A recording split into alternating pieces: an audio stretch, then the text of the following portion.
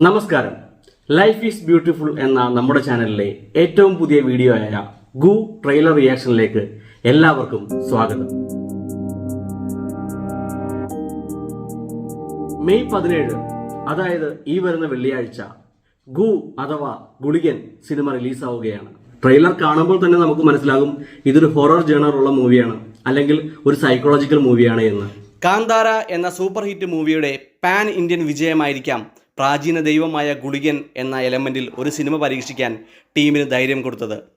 അല്ലെങ്കിൽ ചിലപ്പോൾ മയ്യഴിപ്പുഴയുടെ തീരങ്ങളിലെ ഗുളികൻ ദൈവത്തിൻ്റെ ഹൊറർ അപ്പിയറൻസ് ആയിരിക്കാം ഇങ്ങനെയൊരു സിനിമയുണ്ടാക്കാൻ ഇൻസ്പിറേഷൻ ആയത്. അതുമല്ലെങ്കിൽ ചുരുളിയുടെയും ബ്രഹ്മയുഗത്തിൻ്റെയും വിജയമായിരിക്കാം മാടനും ചാത്തനും ശേഷം ഗുളികനുമായി ഒരു പരീക്ഷണത്തിനിറങ്ങാൻ ധൈര്യം കൊടുത്തത്. അതെന്തുമാവട്ടെ, ഇങ്ങനെയുള്ള സിനിമകൾ നമ്മുടെ പ്രേക്ഷകർക്ക് പുതിയൊരു അനുഭവവും അറിവും ആയിരിക്കും പകർന്നു കൊടുക്കുന്നത്.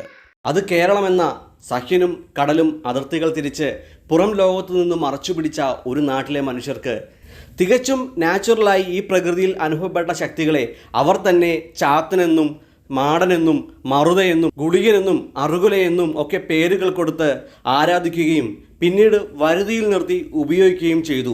പടത്തിലെ പ്രധാന അഭിനേതാക്കളായി ട്രെയിലറിൽ കാണിക്കുന്നത് ഒന്ന് ദേവനന്ദക്കുട്ടിയാണ്. മാളികപ്പുറത്തിലൂടെ നമ്മുടെ എല്ലാം മനം കവർന്ന ആക്ട്രസ് ആണ് ദേവനന്ദക്കുട്ടി. രണ്ടാമതായി കാണിക്കുന്നത് മണിയമ്പള രാജുവിന്റെ മകനായ നിരഞ്ജൻ മണിയമ്പള രാജുവാണ്. അദ്ദേഹം 2011 തൊട്ട് മലയാള സിനിമയിൽ ഉണ്ടെങ്കിലും ശ്രദ്ധിക്കപ്പെടുന്ന രീതിയിലുള്ള ഒരു വേഷത്തിലൊന്നും നമ്മൾ അദ്ദേഹത്തെ കണ്ടിട്ടില്ല, അല്ലെങ്കിൽ ശ്രദ്ധിക്കപ്പെട്ട ഹിറ്റ് മൂവിയുടെ ഒന്നും ഭാഗമായിട്ട് നമ്മൾ അദ്ദേഹത്തെ കണ്ടിട്ടില്ല. ഈ പടം അദ്ദേഹത്തിനൊരു ഹിറ്റ് കൊടുക്കും എന്ന് നമുക്ക് വിശ്വസിക്കാം. മൂന്നാമതായിട്ട് നമ്മുടെ എല്ലാവരുടെയും പ്രിയങ്കരനായ സൈജു കുറുപ്പിയേട്ടനാണ്. മാളികപ്പുറത്തിൽ ദേവനന്ദക്കുട്ടിയുടെ അച്ഛനായിട്ടാണ് സൈജു കുറുപ്പിയേട്ടൻ വന്നിട്ടുള്ളത്. ഈ പടത്തിലും ദേവനന്ദക്കുട്ടിയുടെ അച്ഛനായിട്ട് തന്നെയാണ് എന്നാണ് നമ്മുടെ വിശ്വാസം. ട്രെയിലറിൽ നിന്ന് നമുക്ക് അങ്ങനെയാണ് മനസ്സിലാക്കാൻ കഴിയുന്നത്. പിന്നെ പടം എന്ന് പറയുന്നത് ഗു അഥവാ ഗുളികനെ ബേസ് ചെയ്തിട്ടുള്ളതാണ്. അപ്പോൾ ഗുളികൻ തെയ്യത്തിന്റെ രൂപമൊക്കെ എന്നത് കാണിക്കുന്നുണ്ട്. പോസ്റ്ററിലെല്ലാം ദേവനന്ദക്കുട്ടി ഗുളികൻ തെയ്യത്തിന്റെ രൂപത്തിൽ നിൽക്കുന്നതൊക്കെ നമുക്ക് കണ്ടിട്ടുണ്ട്. അതേപോലെ പടത്തിന്റെ പേര് ഗു എന്ന് എഴുതിയിരിക്കുന്നത് തന്നെ ഗുളികൻ തെയ്യത്തിന്റെ രൂപത്തിലാണ് ഗു എന്ന് എഴുതിയിട്ടുള്ളത്. അപ്പൊ അതിൽ നിന്ന് തന്നെ എന്താണ് പടം ഉദ്ദേശിക്കുന്നതെന്ന് നമുക്ക് വ്യക്തമാകും. അതായത് ഹൊറർ എന്ന് പറയുമ്പോഴത്തേക്കും പ്രേതം, യക്ഷി അങ്ങനെയുള്ള ഒരു ജേണർ അല്ല. കേരളത്തിന്റെ കൾച്ചറൽ ബേസ്ഡ് ആയിട്ടുള്ള ഗുളികൻ തെയ്യവുമായിട്ട് ബന്ധപ്പെട്ടിട്ടുള്ള ഒരു ഹൊററാണ് വരാൻ പോകുന്നത് എന്ന് നമുക്ക് ഉറപ്പിക്കാൻ പറ്റും. കാരണം നമ്മൾ ആ പടത്തിലെ എല്ലാ കാര്യത്തിലും ഗുളികൻ തെയ്യവുമായിട്ട് ബന്ധപ്പെട്ടിട്ടുള്ള കാര്യങ്ങൾ വന്നിട്ടുണ്ട്.